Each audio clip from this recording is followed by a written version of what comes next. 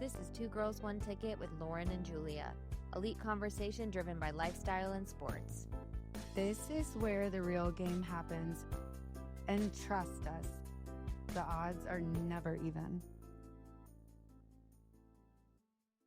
Hello, everyone. Hello, everyone. Welcome back. We have a very special episode today. We have our first honorary guest. Thank you. And favorite. Yep. Carlos Di Laura. So happy to have you. The original Carlitos. That's right. Forever he will be. Forever Carlitos.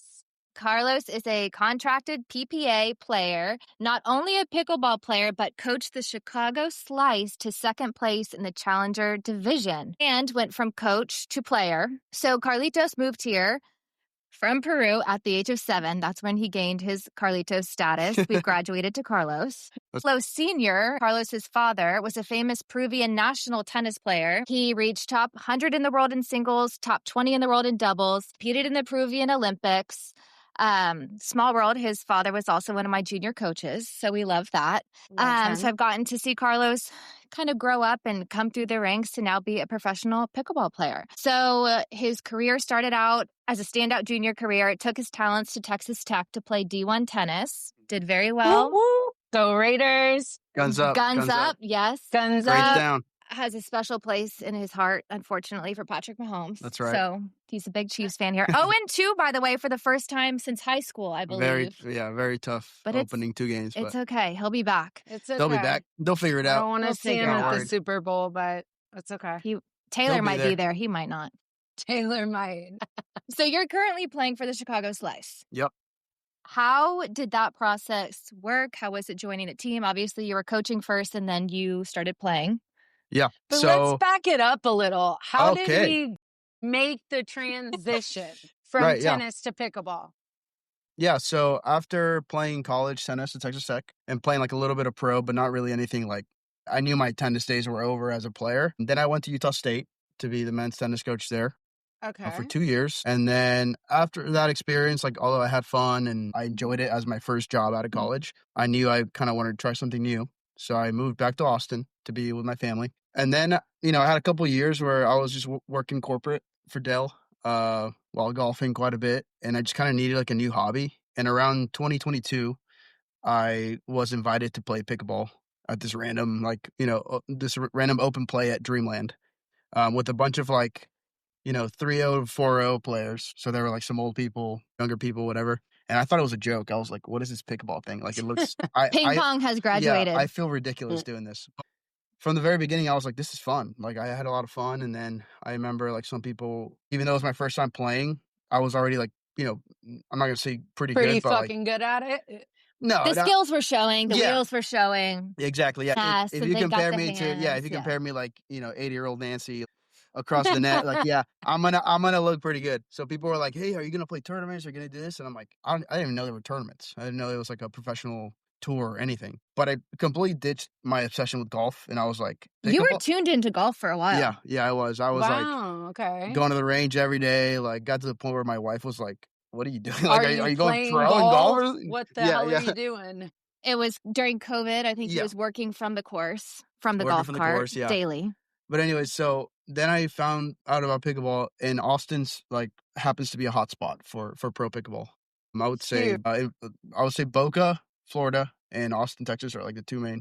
I would give the edge to Boca just because they have like a lot of the top players, but Austin's definitely an easy place to like get really good at pickleball. So kind of started just playing with the random people that I would meet, and slowly kind of moved up, like got better very quickly because of like the skill set from tennis. And then I got laid off from Dell. And I was like, hey, You're not getting a Dell. Yeah. And I was like, I was a little bummed at the time, not because like I loved my job, but it was just kind of like, you laid me off. Yeah, come on. You didn't feel there wanted. Were so many other thousands of people, but like 7,000 people got laid off, so whatever. And yeah, I used that time I don't think that was a... Yeah, so I used that time to be like, you know what, let's just try this pickleball thing. So I started like treating it more like trying to get better, drilling, practicing, all that stuff. Yeah, and then I started playing tournaments. And then, started giving lessons here and there. But, like, the pro scene has grown so much that it got me excited to, like, compete again at a high level. So how did the opportunity come up with the Chicago Slice to start coaching? In that time, I started working for a venture capital firm called 35 Capital, and they own a lot of pickleball companies and a lot of businesses in baseball as well, because they were my first sponsor as a player. Wow. So they cool. they own Pro XR, which is my paddle sponsor, and they pretty much they needed some help in some areas of the company that I did at Dell, so kind of perfect fit. And they also own the Chicago Slice, so they're owners of this Major League Pickleball team. And this was last season, so in 2024, and they were in the second division. So there are 2 divisions in Major League Pickleball.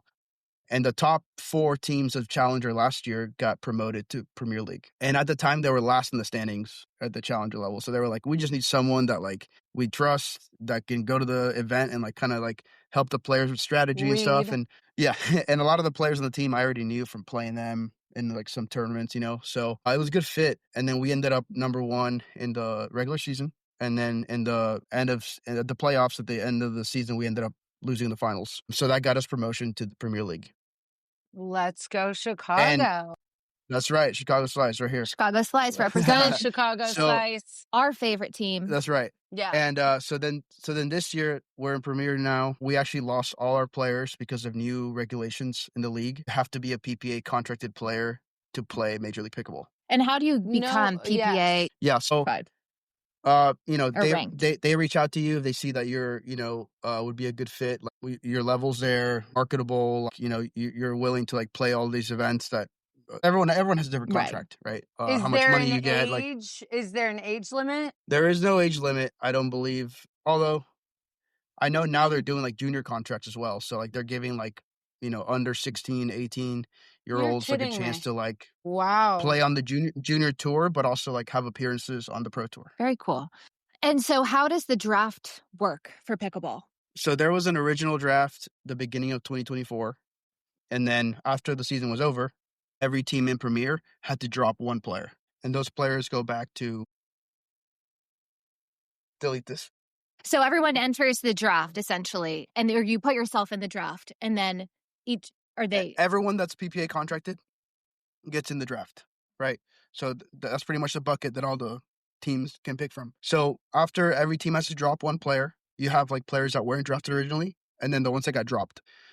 Since I wasn't in the previous draft because I was a coach, I get signed just in time for the draft as a PPA contracted player. And the plan was like, if you're still there at the end of the draft, like we're going to draft you so you can be like player and coach. cool. So That's cool. That has to be rare. Yeah. very rare.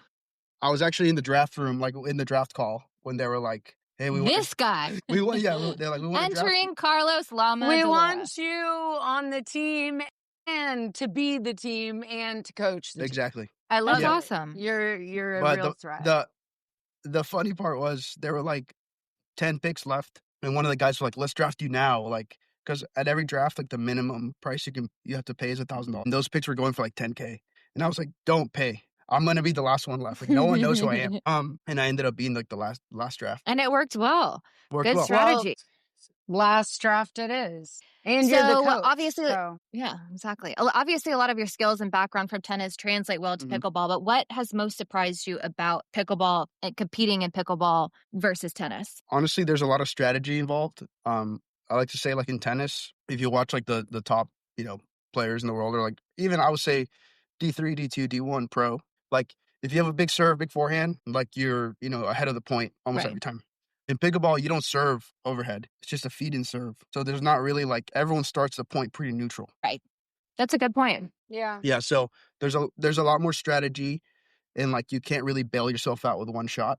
Maybe you can at like a rec court playing with random people, Right. It's At the really park- about building the point. Right. But the higher level you get, very strategic. Mhm. Soft game's very important. Quick hands, anticipation, all that stuff. But again, like it's a completely different game. Yeah. You're like the skill set translates to an extent, but after that, you got to work on all the nuances that you might not see the first day you play. Right. And I think a lot of people that are not playing at that high level don't see that. So when they think of pickleball, it's like, oh, pickleball is a joke. This isn't real sport. And they don't realize the layers and the talent For that sure. it takes to. And I mean, I would agree, like tennis is harder. It takes longer to get really good at it, but we're so early in pickleball that like, is hard. it's going to get to the point where you got to play Well, a it's long quick. time. Yeah. And it's quick. The Tennis is obviously timing is longer. different. Endurance is longer. So what is your training schedule like? I would say I play 2 hours a day, like actually on the court Daily. Okay. daily. Like that's a minimum. And I still have a full-time job.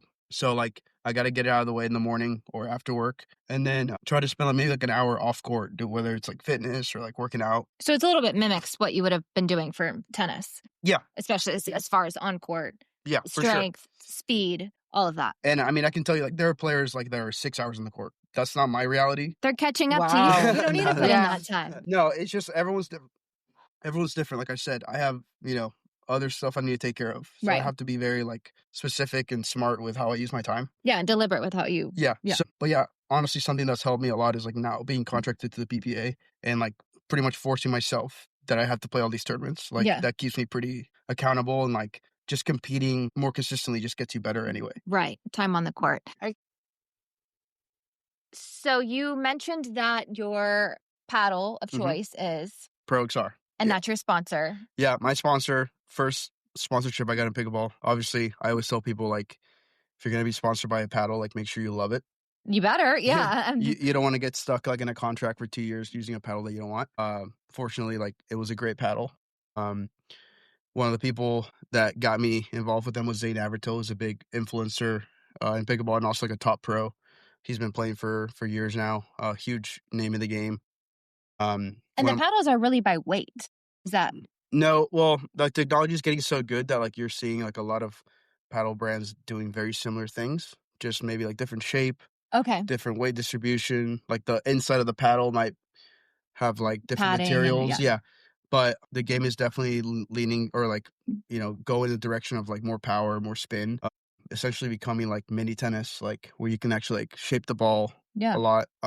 But yeah, Pro XR, I think is, to me, I wouldn't want to be with anyone else. Like, family-owned company, gave me a chance from the beginning. Now they're based out of Chicago. Yeah, Chicago, yeah. Fitting. Yeah, they actually started with baseball bats. There's Pro XR baseball bats as well. Okay. And they started with like the very edge of like the butt cap is like slanted. It's like cut off for more like a more powerful position at impact. And they actually added that to the pickleball paddles. Now, the first paddle I used from them wasn't like that. It was a normal grip. But yeah, they characterize themselves now with like super spinny paddles. Like you can really grab the ball, which is hard to find in pickleball because like plastic ball, Yeah.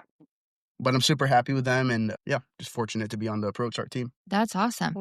Is there anyone that you look up to in pickleball? Obviously, for me, it's you, Juan, City, Juanito. Yeah, I was about to say, let's talk about the power couple for a second. The power pickle couple. That's right. No, look up to, it'd be tough because like on any given day, I just compete with a lot of these people. Yeah. So like now I do take like good things from different players. I would say like Zane Avertil, I look up to him in the sense of like the way he's like made a name for himself. Like he's super business savvy. He sees past just like hitting a pickleball. He wants to like still like be involved in pickleball even like after he's done playing. So he's like very smart when it comes to that. Johnston Cola is another one, really good friend of mine. He's like one of the best coaches you can see on YouTube. He like grinds every day on like videos. Like people don't understand how much effort goes into like editing and and where are they based out of, both of them? Here in Austin. Oh, wow. Yeah. Okay. Here in Austin. So the people you can train with. Yeah. And then I have other people that like, I wouldn't say I admire them, but like I see some things that they do on the court. And I'm like, oh, I should try that shot, or like I should try that strategy. And you start taking little pieces from everyone, but like admire, like at the end of the day, I want to beat them. So yeah, exactly. Yeah, it's competition. Exactly. For sure. So what's your favorite win so far, or favorite tournament experience as a whole? A favorite tournament? I would say like this is my first year playing like a full schedule of PPA events. I was able to go to San Clemente for for a PPA event there. I had never been to that area of California, but they have a really good Lifetime fitness facility, which is a main sponsor of the PPA tour. Actually, the ball we use now is a Lifetime ball. Like it's new. We used to use other brands, but now it's like Lifetime ball. So that's the tour ball, essentially. That's the official tour ball. But San Clemente was beautiful, like perfect weather. Everything outdoors. A lot of tournaments now, we're switching it up with indoor-outdoor, but this is like my favorite outdoor venue that I've seen, which is really cool. How many tournaments are there a year for you? So everyone has a different contract in the sense of like what your minimum events are. MLP, Major League Pickleball, and PPA, each one counts as an event. Okay. So in my contract, I think we had to play like 16 events. And you can exceed that, or that's okay. Yeah, you can exceed that. But you got to hit the minimum. For me, in my wife's city, we both have 16 events, which is very reasonable because like we're both on Major League Pickleball teams, and that takes already like 6 events. Oh. So then it's like 10 individual events that we have to play. I mean, it's September, and I think we were already past it, maybe, or about to be. It's not like we're going to be scrambling December, like, oh, we got to find an event. Like, we've done a good job of like kind of spreading it out. But like you were saying, like favorite win or moment, I would say I got to play Major League Pickleball with the Chicago Slice, and that's actually what made me fall in love with pickleball. Is like the Major League Pickleball concept, playing on a team, team owners, like they draft you, like the atmosphere is unbelievable. Like, so that has to be making it better for spectators. I know there are some events that are now televised. So as a player, you feel that the atmosphere is growing and gaining, and that there's a whole culture around it. For sure. Yeah, no, like Major League Pickleball reminds me of like Big 12, like college tennis, like pressure, like at the end of the day, we're just hitting a pickleball around, like it's not that serious, but the fans make it super exciting, like having, being good friends with people on your team. I would say like if someone's like on the edge of like going to like, or if anyone's on the fence of going to an event in person, try a Major League Pickleball event first. That makes you kind of fall in love with like, the play style, the energy. And then once you get really hooked, like PPA events, like you're gonna enjoy them because that's a great advice. You're gonna get to see like players that you like, and it's more like an individual format. MLP is just like one dual match, like team against team, and you get to see people play with other players that they usually wouldn't play with at a PPA event, because everyone's at the PPA events you see like very similar teams every week. Yeah, it makes sense. So your wife, City, also a professional pickleball player. They met actually at Texas Tech. City played on the women's team. Incredible tennis player as well. Transitioned to pickle even a little bit after. Exactly. Even a little bit after Carlos. How is it to balance life on the road? Obviously, you can play some of the same tournaments. You have an adorable little baby who luckily gets to go along for some of that. But how is that to balance? It's really tough, but we think it's worth it. I grew up, with my dad being like a professional tennis player, then professional coach, Davis Cup captain, all that stuff. So I got to be on the road with him a lot. And those are like some of my favorite memories. Definitely. And it's nice to have him see you in that light and share it. And then also, hopefully, like you did with your dad, he can grow up and say, oh, I was following my dad around. And, for sure. Now I have my own. Yeah. And he's like, everyone knows him at the tournaments now. They're like, oh, hey, CJ. Like, oh, and he's adorable. That is really cool. And like, so cute. Yeah, and we got to go to some pretty cool places. So, but it has been tough in the sense of like, some tournaments we have help, which is great. With like, we'll either take my family or City's mom will come, which is always helpful. Or just like this last tournament we played in Vegas, I have a really good friend that lives there that absolutely loves CJ and like wanted to see him. So for 2 days, like she was at the venue with us, taking care of him while we were playing. Oh, that's perfect. That worked out. Yeah, so not always that nice. Any help we can find is great. We've been to 2 tournaments with no help. Oh, that would be stressful. Wow. And I was more stressed than I've ever been. Anyway. That's good. Life on the road. And it's nice that you can do it together. And she's involved and she understands the schedule. Yeah. And it was kind of funny how she got into it because, like you said, she got into it later than I did. I was urging her for like 2 years, like just start playing now. Like you're going to be really good. You're going to be really good. And it wasn't until I was coaching the Chicago Slice last year, I took her to one of the events. She fell in love. She got to see it firsthand. And she was like, she's like, now I get it. Yeah. She's like, this is fun. too. Yeah. Wow. Well, we'll be cheering on the Texas Ranchers and the Chicago Slice. Well, and as you said, you generally get to go to nice places for tournaments. Which, speaking of Palm Beach, I saw just set a record with their team, the group that put it together, purchased that team for $16 million, which was a record. A lot of them were UNC ex-tennis players. Yeah. Did you know any of those? I did not. But it's cool to see tennis players. Yeah, I like to see tennis actually believing in the product and like right, and paying for it, believing it, supporting it. So I think that'll be a great new addition, and hopefully somewhere that you can go down and play a tournament. Yeah, for sure. Yep. So but we're still rooting for Chicago Slice. Yeah, still Chicago Slice. Love Palm Beach. Love the name Palm Beach Royale. Yeah. Get it? But love that name. Great name. But I'm a slicer. slicer. Not the Chicago Slice. Yeah. Until you move to them, and then we'll be at every one of your... Exactly. So transitioning a little bit, you have built something so special here in Austin with the lab. Can you tell us about that concept, how you got the idea, and kind of how things are evolving? Honestly, it came from just like I needed a court to play on, where like I wasn't like worried about like who was going to be there. Could you get on? Yeah, like balls rolling on the court, or like you know, we were fortunate enough where like we had like friends that had, you know, courts in their backyard that were big fans of pickleball that would let us play on their court, but like you don't want to be like impose on someone's house, you know, Right. like so. Their And territory. yeah, and also that at the time when like I had the idea of starting the lab, there weren't many indoor courts in Austin. And indoor, I think like pickleball right now is probably like 20 to 30% indoor, 70 outdoor. I think it's gonna start leading to Evolve. like more indoor than outdoor It because seems to be because Okay.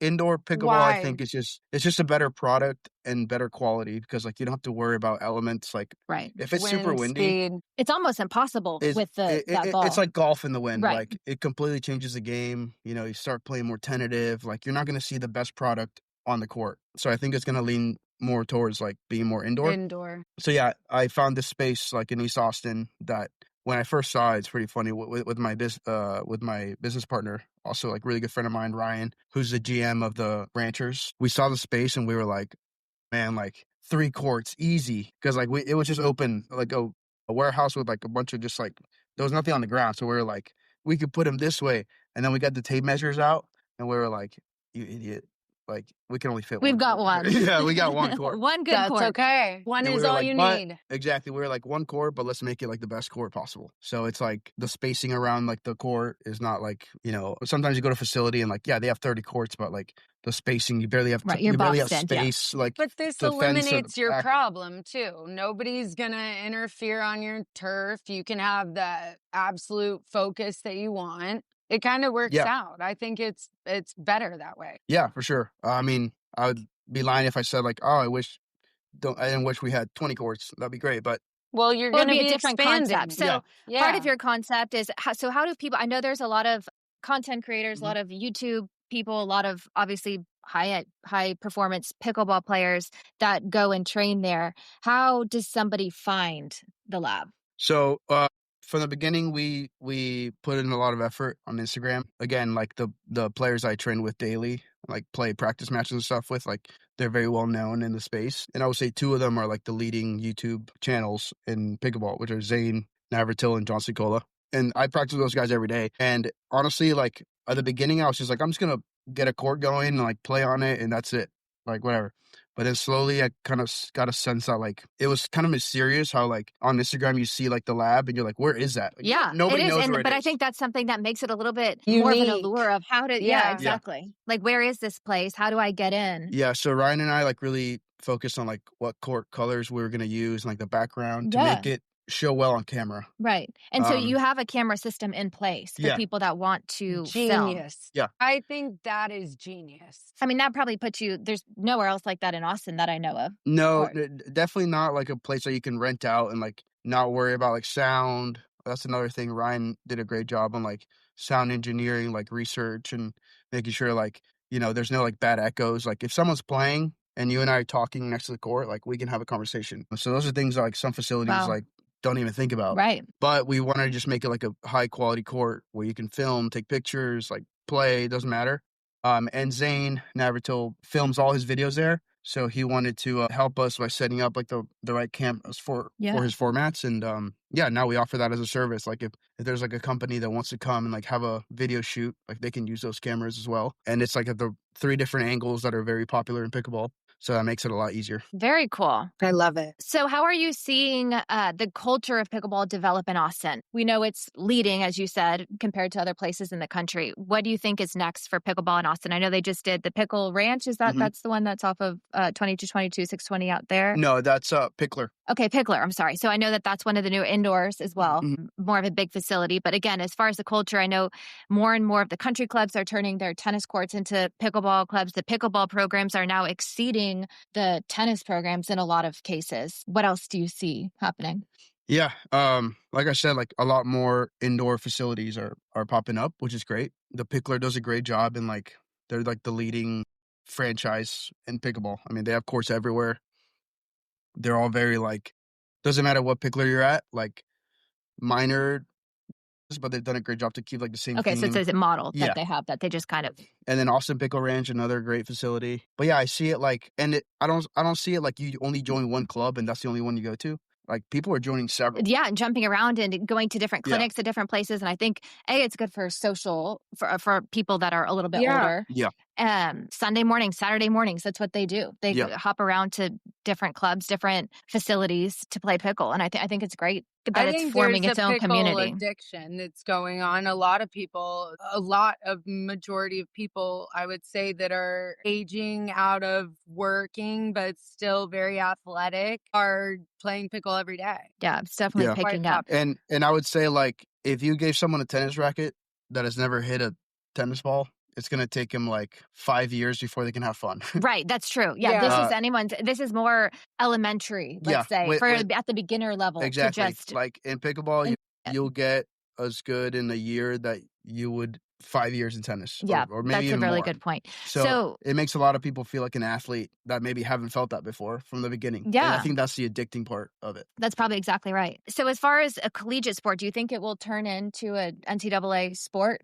Yeah, so they're already doing like a really good job of doing like club teams, and they have like the collegiate pickleball championships and stuff. But I think that would be the next step, making it like an NCAA sport. I don't know the timeline on that. I don't know how much work is being done from that, but if that does happen or when that happens, like I think junior pickleball like development is going to be like I think that'll take off. Yeah. And then I know they're obviously in talks of a Olympic sport, adding it. So I think it's just going to be a snowball effect. Yeah. Almost kind of starting at the top down, which is rare. Usually it's junior up and they build. But I think that this is interesting. So it's just unbelievable, the wave that's happened. Yeah. And internationally too. Internationally, exactly. Like I know this year from the PPA, there were like 5 to 6 international stops. Actually, in 2 weeks, they're going to Malaysia. Wow. And then they're going to Vietnam. Cool. So that's a big reach. Yeah. Wow. That's great. So what is the best advice you can give for people wanting to make a career out of pickleball or compete at a high level? So obviously a little talent helps, a little maybe skill set from tennis. But I think if you're having fun with it and kind of changing up your routine of like how you train, finding a good group, the pickleball is like groups are huge, like your normal people to play with. Make sure you're kind of on the same level, not just level of like how good you are, but also like, does everybody want to get better? Or like, is this someone just like they're trying to sweat and see you later? But I would say like nowadays players are getting better and better. If you want to make it in pickleball, like you got to go all in and just be patient. Like some people are like play a couple tournaments like, oh, like I couldn't beat anyone, whatever. Like you got to think like a lot of these players have been playing for 5 years. Right. 5 years is like 30 years in any other sport in pickleball. Exactly. Because it hasn't really been around to the public that long. Sport. When you don't need a skill set. I didn't hear. You don't need a tennis skill set for pickle, though, do you? Well, that's the thing. So on the flip side, so for somebody that wants to make a career out of it, but doesn't have the tennis background, it's still possible. And you're saying it could even be at an accelerated pace, even if you don't have that foundation. Well, that's kind of the fun part. Like, I think in the beginning, like in the last 3 years, it's like, oh, if you have a tennis skill set or ping pong or any racket sport, it's an advantage. But then it's going to get to the point where like a 10-year-old kid starts with just pickleball. Right, or a 7-year-old or whoever, and they just pick up yeah, exactly. If that's all they learned, they're not going to have to break bad habits that they've built from other sports. Yeah. So it could be an advantage of like you just hand like a pickleball paddle to a 6-7-year-old because that's all they know. Right. So they're going to be able to do things without even thinking of how good it is. In difference of like having someone come from tennis or badminton or racquetball where like it's completely different. Yeah, exactly. I think that's going to be huge. Like see how that develops in the next years. Like, do you have your kid play tennis or pickleball? Like, exactly. I think it will be a question if the junior development happens. Yeah. The trend keeps on trend the way that it's trending. So, okay. Well, we are so glad that you joined us today. Now we have a little bit of fun questions for you. Okay. Yes. Who's your NFL team this season? Every season, Detroit Lions. My goodness. My God, you went from my favorite to my least real fucking quick. So let me tell you, this number one Lions fan over here has had the same Lions slippers since college. I'm actually wearing them right now. I am horrified. After that win over the Bears, he decided to pull them out. Yeah, huge win over the Bears. Yeah, big win over the Bears. Enjoy that win. It's going to be the biggest one you've ever had. Okay, so it will be. So you obviously have a love for Mahomes, love for the Chiefs. Who are you picking for your Super Bowl favorite? Are we going Lions? I mean, I would I'm a Lions fan, but also like I'm a Mahomes fan. Like if Mahomes Right. left the Chiefs tomorrow, like I would. You'd be done with You'd them. go Yeah. where he'd go. I wouldn't go with him, but I would like wish the best for him. Right. But You if would. if the Lions are playing Mahomes in the Super Bowl, like I'm going Lions. Going Lions. When is that gonna happen? It almost happened 2 years ago. Last year was their No, but even 2 years ago, like they were like winning in the NFC Championship. They Yeah. were beating the Niners by like 20 points in the first half, and we don't have to then- talk about what happened, but We it won't. literally almost happened. Yeah, it did. I but yeah, love your love for the Lions. I appreciate it. I respect it. He's and a real fan. I love your He's love. the for- That's I number a love- real one. fan. When you lose that much and you get so close, yet you just can't get there. That's real Don't stop love believing. for the Yeah, team. exactly. I mean, Exactly. Okay. And then tell us one fact that nobody knows about you. A fun fact about Carlos Llama Di Laura.